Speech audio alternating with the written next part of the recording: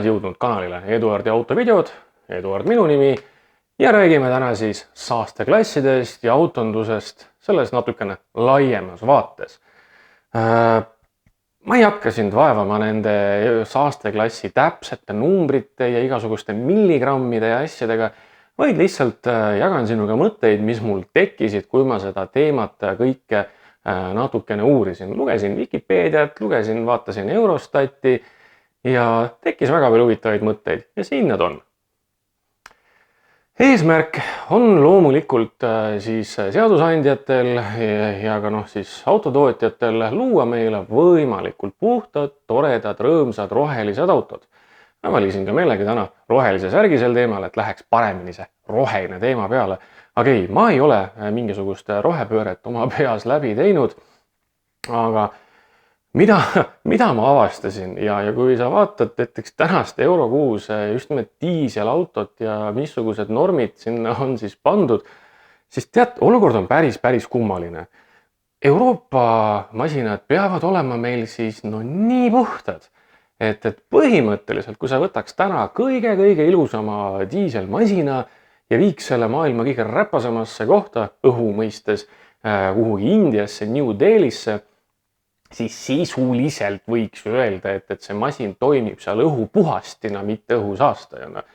Või näiteks mine Narva ja vaata teisele poole jõge idanaabri poole ja sa näed, kuidas Kamassi nii jämedast torust käib jäme must taevasse ja see on kõik okei, sest et see on Venemaa, seal on Ladna, on ka teisi sõnu, mida ma ei tahaks siin öelda, aga see poo, tead küll, poo, sinna samusesse enne. Ja meie peame siis olema siin, tead, kõik sellised hingama läbi kõrre ja siis läheb nagu natukene absurdiks. Kui hakkasin uurima, mis selle Euro 7-ga toimub, siis seal läheb asi päris naljakaks. Selleks, et siis auto saaks omale selle energiatähise, nii nagu on sul külmkapi peal on see A energiaklass, B, need rohelised, punased noolekesed.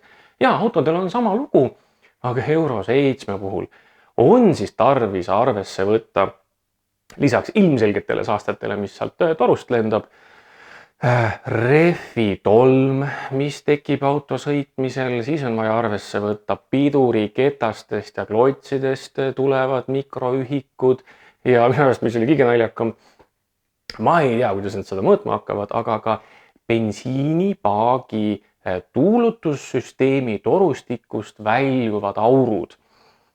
Kujuta ette, kas sa hakkad siis suvel kütusetanklas trahvi saama iga kord, kui sa korgi lahti teed, sest et just sel hetkel käib sealt sükene mõnus sahisev pahmakas välja.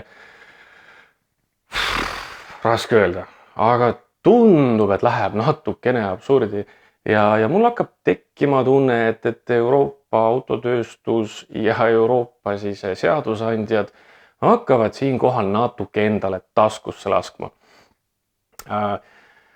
Võib-olla on sellel kõigel hoopis teised mõtted. Ma võib-olla isegi jõuan selleni, aga kui me seda olukorda nagu vaatame, siis mis siis saab, mis siis tulema hakkab? Ja tulevad uued mõõtemeetodid, asjad, läheb asi karmimaks, aga ma ei läheks siinkohal veel paanikasse, sest et kindlasti leitakse mingisuguseid paremaid lahendusi, paremaid selgitusi, aga saastetehnika ise kui selline.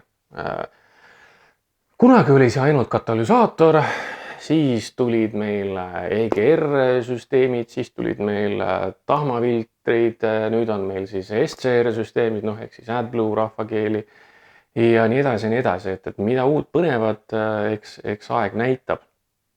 Ja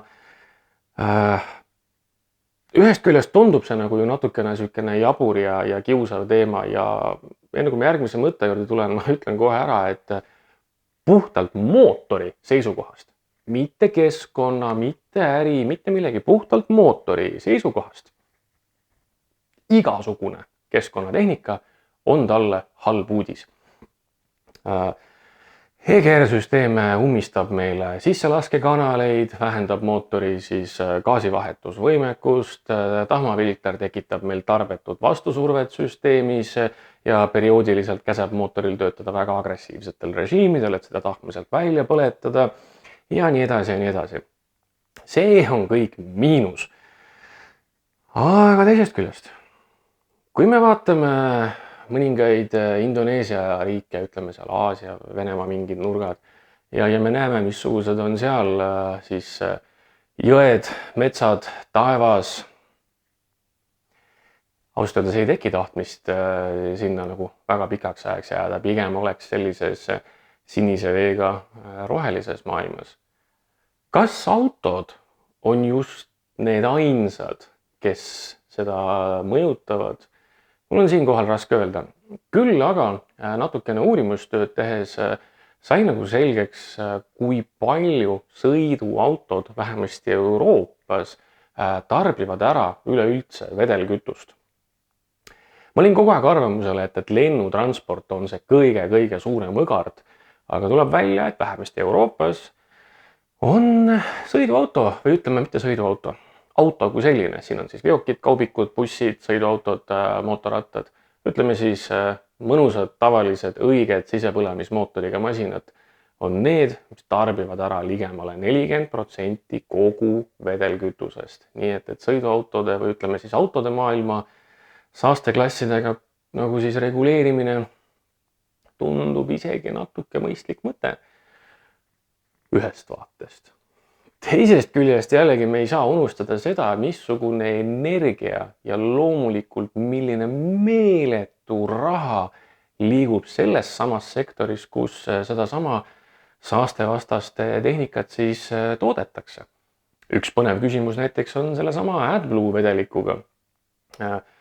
Aastal 2021 näiteks Euroopas tarbiti seda vedelikku ligemale 5 miljardit liitrit ja on põhjust arvata, et need numbrid on tõusuteel. See on nagu üks külg sellest. Teine aga on see masinate vastupidavuse ja selle pool, sest et panna masin tööle nüüd nii roheliselt ja nii vähe saastavalt, siis lisaks sellele tehnikale, mis on meil summutis, on meil vaja ka see mootor ise projekteerida natukene teisiti. Jah, ta on endiselt väntvõll, kolvid, klapid, kepsud, hooratas, aga need omavad hoopis peenemat konstruktsiooni, nad on kergemad, nendel on väiksemad tolerantsid, nad kasutavad udupeeneid õlisid ja nii edasi ja nii edasi. Ehk siis, mida täpsemaks sa mis tahes mehhanismi teed, seda tundlikumaks ta muutub ja mida rohkem on selles komponente, siis loomulikult on suurem tõenäosus sellel, et see kõik läheb katki ja mitte varem või hiljem, vaid pigem varem kui hiljem. See on see, kuhu see meid välja viib. Mida autotootjad tahaksid näha, on pigem midagi sellist, et mine poodi, osta uus auto, kasuta 3 aastat, viska prügikasti, osta uus. Ja siis oleks meil kõik justkui väga roheline.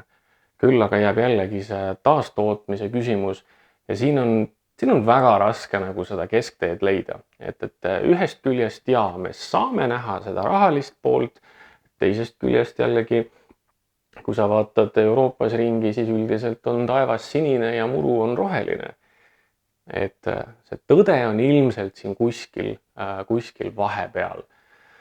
Igasuguseid tossavaid masinaid loomulikult näeb meil kõikidel teedel, aga need on pigem mingisugused rikked või on need tuuningud. Eriti mulle meeldib, kui on peale keeratud masinaid. Jaa, diiselmootoreid saab tuunida ja väga ägedalt saab tuunida, aga see, kui on köis torust väljas, siis see on vale tuuning ja punkt. Nii lihtsalt neid asju ei tehta. Ja kui näiteks üleüldse Euroopas, miks mitte ka Eestis ringi vaadata ja kui sa suudad meenutada teede olukorda näiteks 20 aastat tagasi, siis meie maanteed nägid välja pigem sellised, kus aeg-ajalt mõni auto sõitis. Tänane olukord aga pigem on sükene konstantne tipptund, väga hästi ja väga tihti olen näinud seda Tallinn-Pärnu maanteed, olen ka Tallinn-Tartu peal korduvalt sõitnud. Ei ole lihtne olukord Aga mida see kõik nagu siis teistpidi tähendab? Ja see tähendab seda, et autostumine käib Euroopas täiesti metsikus tempos. Euroopas on autode arv viimase 10 aastaga pea 15 korda tõusnud. Ja ma ei mõtle seda välja. Ma täitsa Eurostatist leidsin need andmed, ma olen need siin omale välja kirjutanud. Ma ei tea, kas siin on Euroopa Liidu riigid selle aasta seisuga või Euroopa tervikuna, aga numbrid on ikkagi kohutavad. Aasta 2000 16,6 miljonit autot, aasta 2023 lõpuga 256 miljonit autot. Nagu 16,6 ja 256. See on, me ei räägi siin väikesest tõusust, need on julmad tõusud. Sama lugu on autode tootmisega. Kui Volkswagen Audi Group 2000-ndatel tootis seal 5 miljoni auto juurde masinaid, siis täna on see juba üle 10 miljoni. Ja neid näiteid tuleb uskumatult uksest ja aknast. Toodang käib metsikult, see võib olla ühest küljest on seotud sellega, et need tänased masinad ei ole enam nii pika elueaga. Või on siis ikkagi see, et naabrist parem, et sul on vaja nagu kogu aeg uuemat ja paremat. Ma ei tea, kus see tõde on. Kuhu see meid välja viib? Ma võin öelda sulle, et kuhu ta juba on viinud. Ta on juba viinud sinna punkti, kus enam vahvatelt tootjatelt V8 diisleid ei saa. Isegi V8 bensiinimootorid on jäänud selliseks ikka ülemise riiuli kaubaks. Ja V12 asjadest pole enam üldse midagi rääkida. Jah, mingisugune Bugatti, Lamborghini, Ferrari, need on nii üksikud näited, need ei ole nagu nii-öelda masstoodangu masinad. Ja Ferrari või Lamborghini või Bugatti, nad saavad neid metsikult suuri mootoreid toota tänu sellele, et need autod on nii kallid nii, et maksta ära see keskkonnatrahv selle masina pealt, see upub selle auto hinna sisse ära. Ja see on täna Euroopas teema. Kui sa toodad auto, millel on CO üle teatud numbri, ma võin eksida, see oli äkki 125 grammi kilomeetri kohta.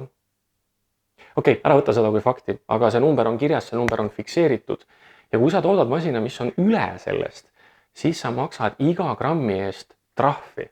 Ja see on siis tootja poolt, mis loomulikult tõlgendub selle auto hinnas. Ehk siis, kui Lamborghini tuleks välja meil mootoriga, mis oleks 200 grammi väiksema saastega, siis see auto maksaks mitukümmend tuhat vähem, aga Lamborghinide klientide see sihtgrupp on niikuinii selline, et see mõnikümmend tuhat ees või taga. Seal ei mängi see absoluutselt mitte mingit rolli. Kuhu see meid on veel toonud? See on toonud meid veel karmimate tehnoülevaatuste juurde. Eestis veel minu andmetel ei ole seda uut süsteemi rakendatud, kuigi mõnes ülevaatuspunktis on juba seadmed olemas, kuid Maanteeametilt veel õnneks puuduvaid suunised. Mõõdetakse siis ka Euro 6 masinatel saastet ja mitte lihtsalt seda tahma, vaid kogu heitegaasi kuupmeetris sisalduvate osakeste arvu. Siin on läinud asi nii jaburaks, et isegi Saksamaal sisuliselt tutikad masinad kukuvad ülevaatuselt läbi, kuna need normid, mida on riik kehtestanud ja normid, mille järgi on auto konstrueeritud, siin tekivad lahkhelid. Kuhu see meid välja viib?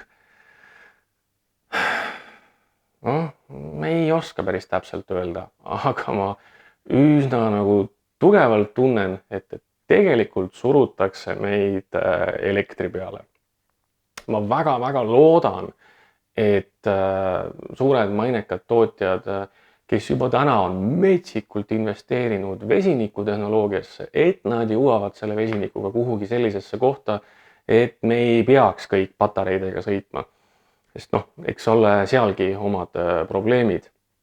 Vesinikuga on ka loomulikult probleemid, aga kui niivõrd paljudel tootjatel on nagu huvi ja tahtmist, siis ma usun, et see lahendus mingi hetk varsti ikkagi tuleb. Mis aga omal teha?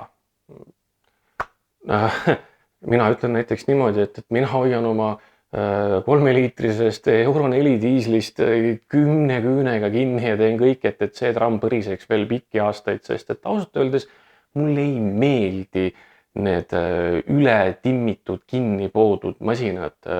Ma tahan nagu natukene autost rõõmu ka tunda. See